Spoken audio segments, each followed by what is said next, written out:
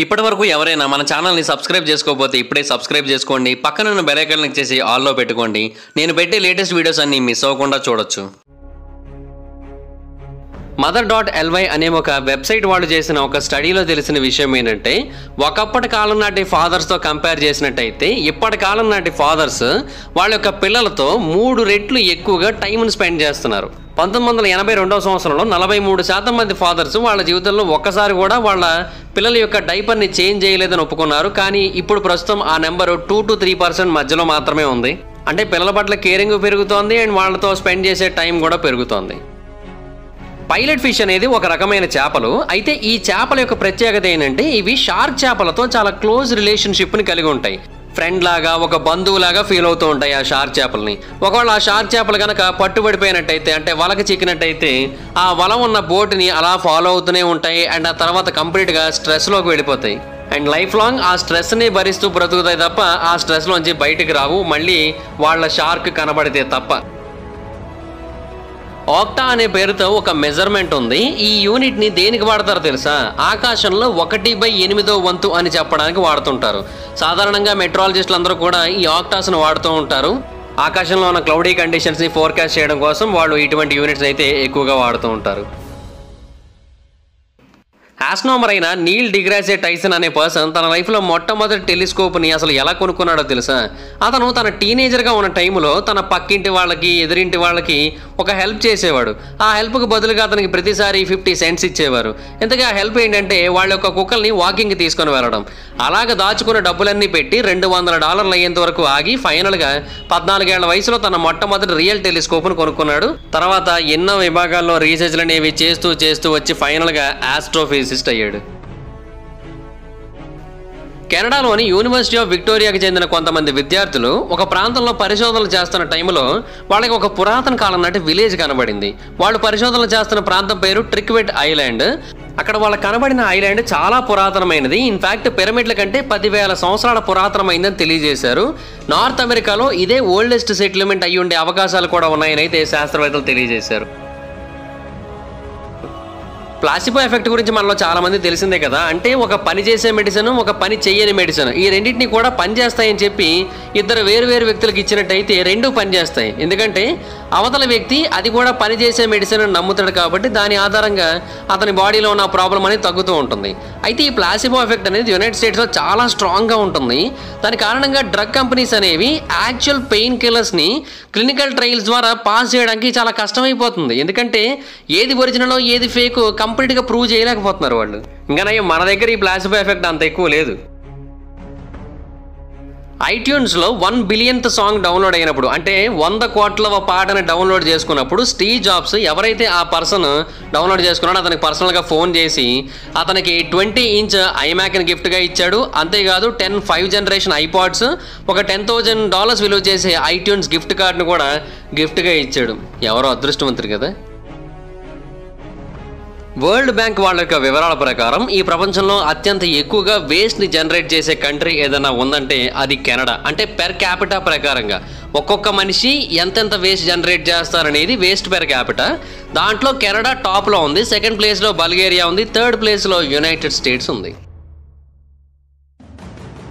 Persian philosopher మరియు physician అయిన rates అనే ఒక పర్సన్ బాగ్దాద్లో ఒక లొకేషన్ కోసం వెతుకుతున్నాడు. అది ఎందుకంటే ఒక హాస్పిటల్ని కట్టడం కోసం. అయితే అతను ఆ లొకేషన్ని సెలెక్ట్ చేసిన విధానం చాలా డిఫరెంట్గా ఉంటుంది. అతను సిటీలోని అన్ని ప్రాంతాలలోని కూడా మాంసపు పీసెస్ని వేలాడదీయమన్నాడు. అంటే గొర్రె యొక్క శరీరం ఉంటుంది కదా, దాన్ని పూర్తిగా వేలాడదీయమని చెప్పాడు. అండ్ ఏ ప్రాంతంలో అయితే ఆ మాంసం స్లోగా పాడవుతుందో ఆ ప్రాంతంలోనే హాస్పిటల్ కట్టండి అని చెప్పాడు. ఎంచుకున్న కాన్సెప్ట్ బాగుంది కదా. బ్యాంకింగ్ సిస్టమ్ని ఈ ప్రపంచంలో మొట్టమొదటిసారిగా కనిపెట్టింది ఎవరో తెలుసా? Nights tumbler. అతను ప్రజల దగ్గర నుంచి మనీ మొత్తాన్ని కలెక్ట్ చేసి లండన్లోని టెంపుల్ చర్చిలో దాచేవాడు. ఎవరు ఎంత ఇచ్చారో తెలియాలి కదా, దానికోసం లెటర్స్ ఆఫ్ క్రెడిట్ అనే కొన్ని లెటర్స్ని ఇచ్చేవాడు. అండ్ అప్పటి నుంచి ఆ బ్యాంకింగ్ సిస్టమ్ అనేది అలాగా పెరిగి పెద్దదయ్యి ఇప్పుడు ప్రపంచం మొత్తాన్ని నడిపించే సిస్టమ్గా మారిపోయింది. యునైటెడ్ నేషన్స్ యొక్క అంచనాల ప్రకారం గ్లోబల్ పాపులేషన్ ప్రస్తుతానికైతే 8 బిలియన్ దాటింది కదా.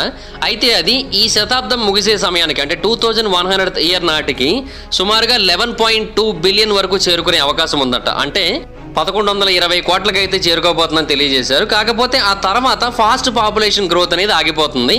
ఇంకా ఆ తర్వాత పాపులేషన్ గ్రోత్ అనేది చాలా వరకు తగ్గుతుంది కూడా. సో అప్పుడు జనాలు ఇంత విపరీతంగా పెరిగిపోవడం అనేది ఉండదు.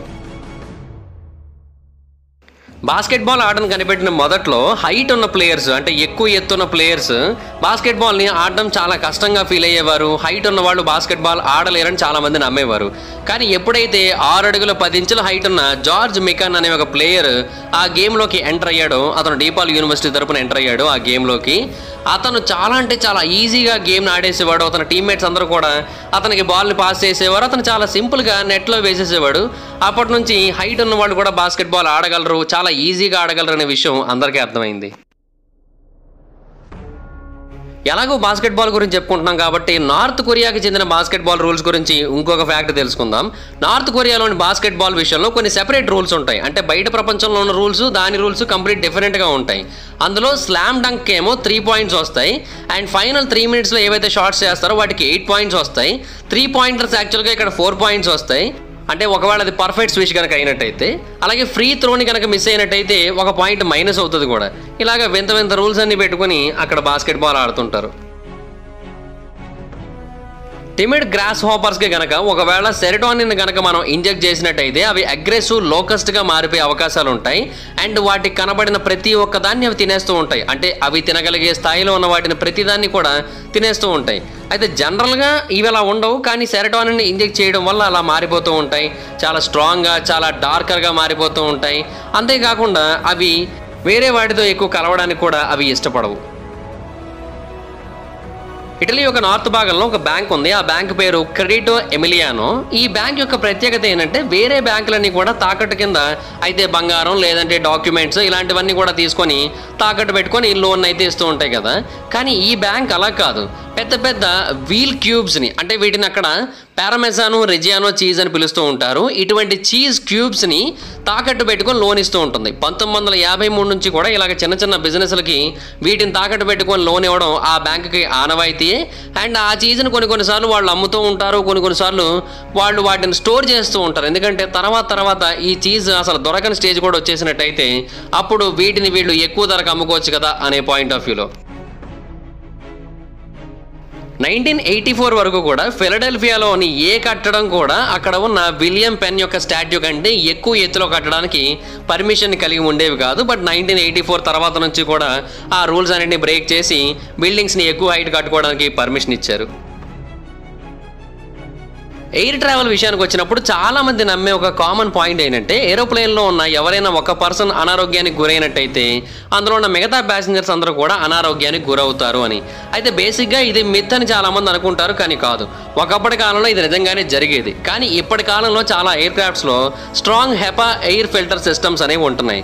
అవి క్యాబిన్ని రీసర్క్యులేట్ చేసి ఎప్పటికప్పుడు ఫ్రెష్ ఎయిర్తో మిక్స్ చేస్తూ ఉంటాయి. దాని కారణంగా ఇప్పుడు ఆ ప్రాబ్లం అనేది రావట్లేదు. బట్ నిజానికైతే ఒకప్పటి కాలంలో నిజంగానే ఈ ప్రాబ్లం అనేది వచ్చేది. థాయిలాండ్లో ఉన్న గోల్డెన్ బుద్ధా స్టాచ్యూ మీద యాక్చువల్గా స్టకో లేయర్ ఉండేది. అండ్ అంతేకాకుండా దాని మీద కలర్డ్ గ్లాస్ అని కూడా పెట్టారు. అంటే దాని యొక్క అసలైన విలువని ప్రపంచానికి తెలియకుండా దాచడం కోసం అలా చేశారు. బట్ 1955లో ఆ స్టాచ్యూని అక్కడ నుంచి రీలొకేట్ చేస్తున్న టైంలో దాని యొక్క ప్లాస్టర్ అంతా కూడా ఊడిపోయింది. అసలైన బంగారు విగ్రహం బయటపడింది. దాని యొక్క విలువ అప్పుడు మాత్రమే ప్రపంచం మొత్తానికి కూడా తెలిసింది.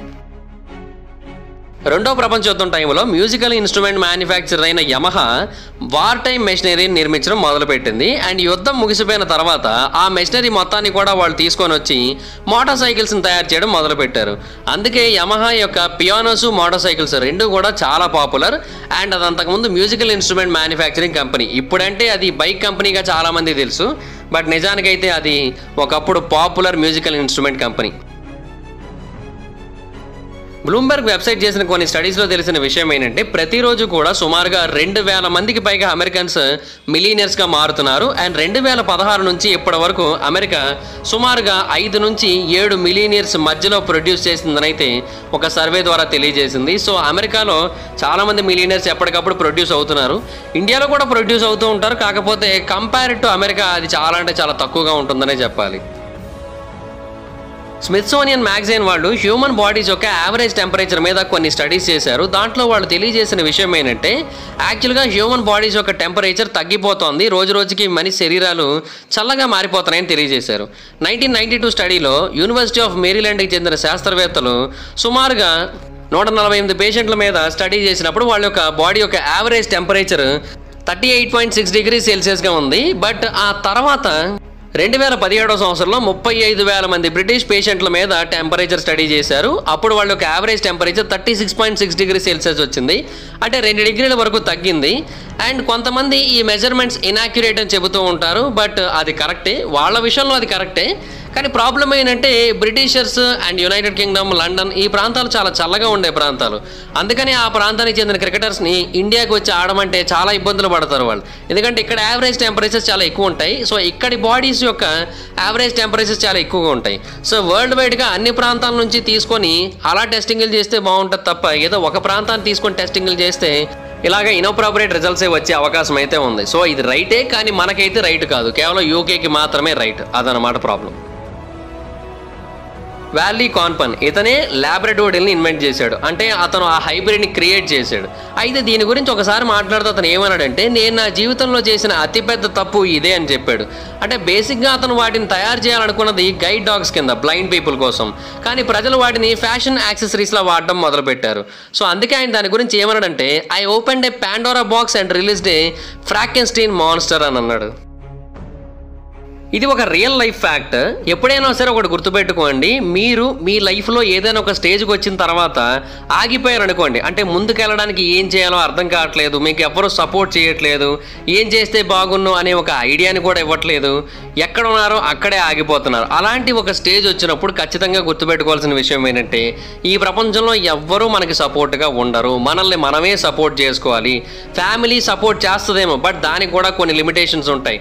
మన ఆలోచనల్ని మనం మాత్రమే సపోర్ట్ చేసుకోగలం, మన థాట్స్ని మనం మాత్రమే ముందు తీసుకొని వెళ్ళగలం.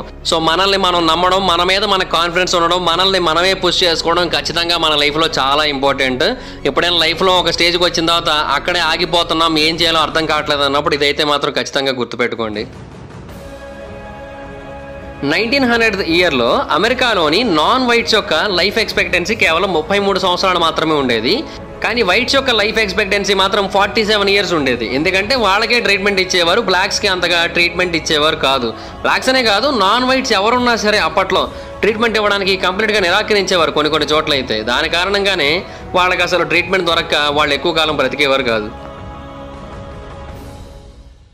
Pedigree.com వాళ్ళు ఇస్తున్న ఒక రిపోర్ట్ ప్రకారం ఒక డాగ్ యొక్క 1 year life equal to humans యొక్క 15 ఇయర్స్ లైఫ్ అంట. అంటే ఒక సంవత్సరపు వయసున్న ఒక డాగ్ ఎలా ఆలోచించగలదంటే 15 ఏళ్ల వయసున్న మనుషుల యొక్క ఆలోచనలతో సమానంగా అంట.